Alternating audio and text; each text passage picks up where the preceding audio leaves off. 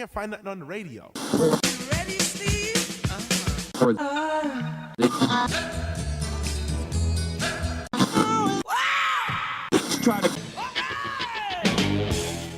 Welcome to Songology. He's Bruce, He's Richard. and this is another episode from our Song of the Day archives. Enjoy. Welcome back, Bruce. We've heard from Slim and don't want to mess around with him. Who do you have for today? Today's bad man doesn't really have a name. Oh, He's only known in the song as Papa, because the song is Papa Was a Rolling Stone. okay. Right? And you may remember that Papa was a Rolling Stone. Wherever he laid his hat was his home. And when he died, all he left us was alone. Right? This was a big hit for the Temptations in 1972. We haven't had the Temptations on Song of the Day. As far as I can remember, I looked back and I didn't see any signs. So I thought, trust well, your record keeping there, so yeah. Well, it's high time we had some Temptations. And they had a lot of really good music. They started out in Detroit in 1961 as a merger of two different groups. There was Otis Williams, Al Bryant, and Melvin Franklin had all been kicking around in Detroit in different bands, different things. They joined together in a group called The Distance, and they had a single, recorded some, did okay. And in 59, well, around that same time, a different group called The Primes, which was Eddie Kendricks, Paul Williams, and Kel Osborne, came up to Detroit to get into the Detroit music scene. They were from Alabama, and they actually got a great deal of success right away, so much so that their manager put together a girl group called the Primettes. And later, three of the Primettes, Diana Ross, Mary Wilson, and Florence Ballard, formed the Supremes.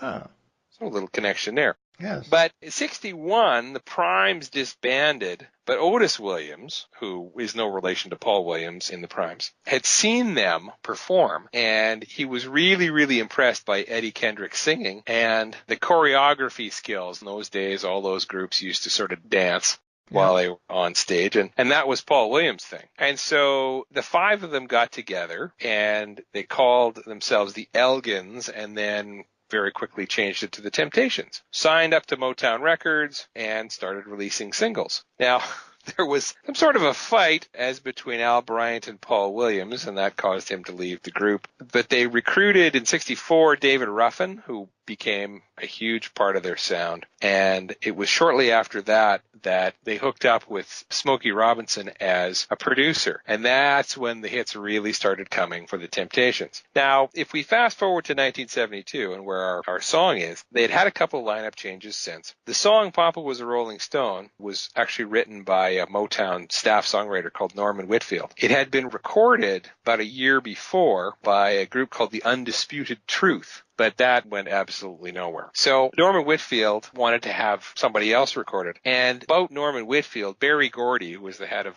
Motown Records, said he could take one chord, like on Papa Was a Rolling Stone, play the same chord, do all sorts of different melodies and stuff that many people couldn't really imagine this guy doing. And I would watch him, and he did it all by himself as a producer. He would work with five guys like the Temps, and he would change the lead vocals on each one. He would pick the right lead for the right song. He would utilize all five of those leads in a song, and it was incredible. And when I listen to them today, now that I have time to listen to them, I'm saying, wow, this guy was probably the most underrated producer that we had.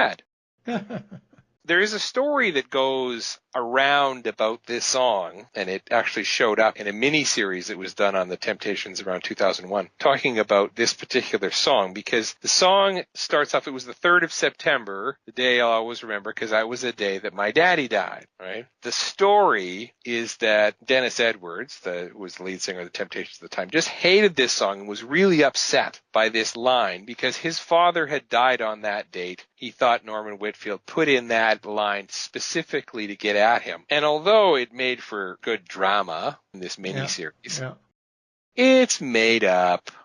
Never happened. Right?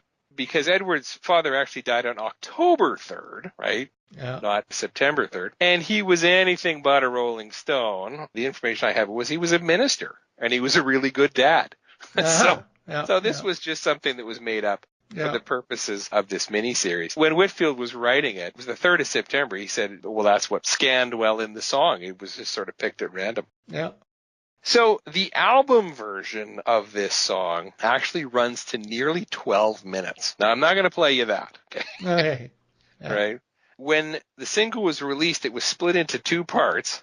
The A side was the side with the vocal version, and that's the version that I've got for you. It's just a hair under 7 minutes, I believe. The B side is sort of the rest of the instrumental, and it by itself goes nearly another 5 minutes. But even cut up for the single release, the A side was the exceptionally long and was one of the longest chart toppers in the history of the Hot 100. Not the longest, though, even not the longest number one song of 1972, because that was the same year that American Pie came out, Right. Okay. which is 8.5 minutes long.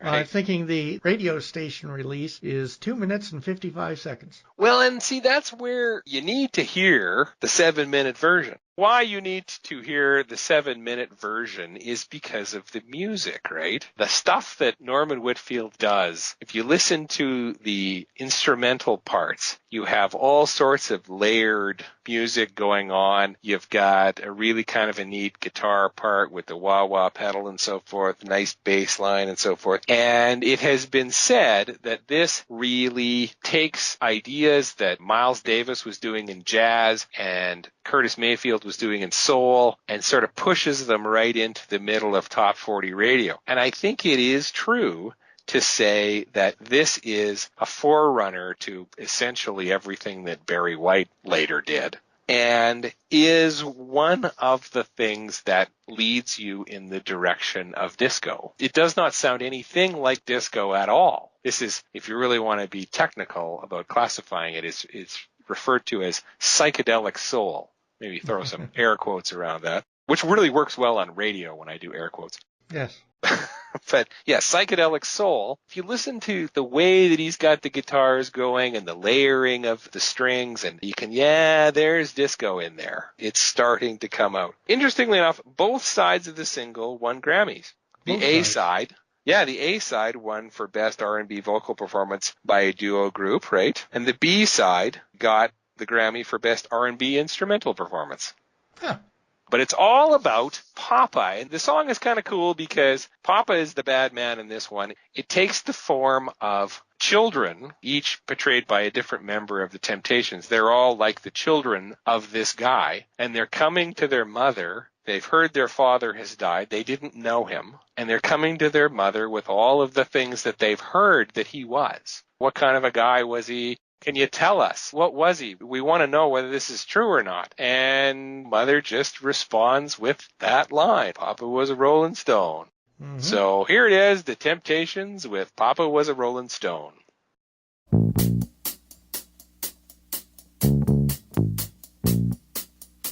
And as usual, I have to stop it right there due to the wonderful world of fair use rules. If you haven't already done so, please subscribe. You can visit us on Facebook or head over to our website, songology.ca. Now, here's your chance to listen to the music or go on to the next episode.